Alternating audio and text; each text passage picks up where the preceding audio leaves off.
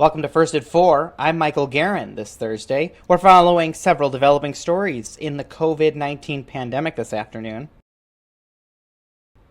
The Centers for Disease Control and Prevention is calling on Smithfield Foods to make significant changes at its Sioux Falls pork processing plant, which has been shut down for more than a week due to an outbreak of COVID-19. A 15-page report released this morning also appeared to show a lack of transparency from Smithfield. 11 of those pages were recommendations for the plant.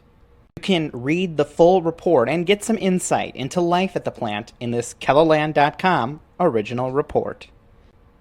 Governor Gov Nome says she is focused on helping the plant reopen as safely and quickly as possible. During this afternoon's media briefing, Nome says the South Dakota Department of Health will continue to work with Smithfield.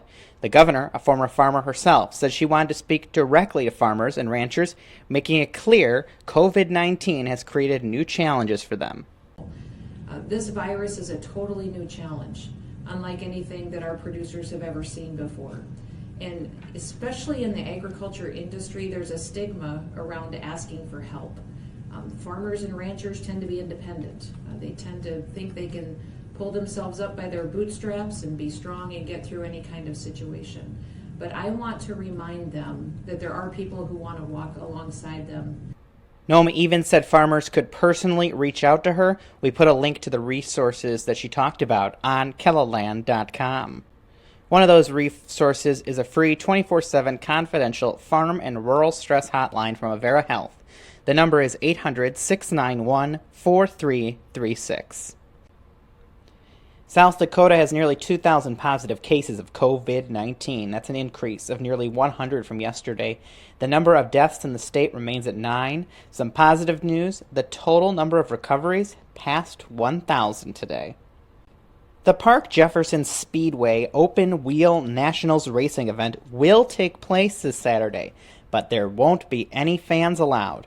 Officials say after having discussions with the State Department of Health and other state officials and county commissioners, a decision to not have spectators was made.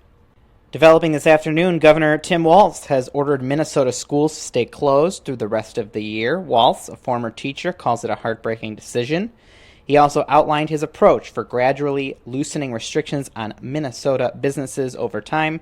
He says his decision will allow up to 100,000 Minnesotans to return to work in industrial, manufacturing, and office settings next Monday. Seniors around Sioux Falls were supposed to be preparing for prom this weekend, but it's just another of long-awaited traditions that have been canceled for the class of 2020. Tonight, we're featuring area seniors as the class of 2020 reflects on their incredibly unique last year of high school and how they're coping with the loss of so many anticipated celebrations. Their story is tonight's Eye on KELOLAND at 10. And that's a look at First at 4 on this Thursday. As always, you can see the weather forecast in the First at 4 story. For KELOLAND News, I'm Michael Geheren.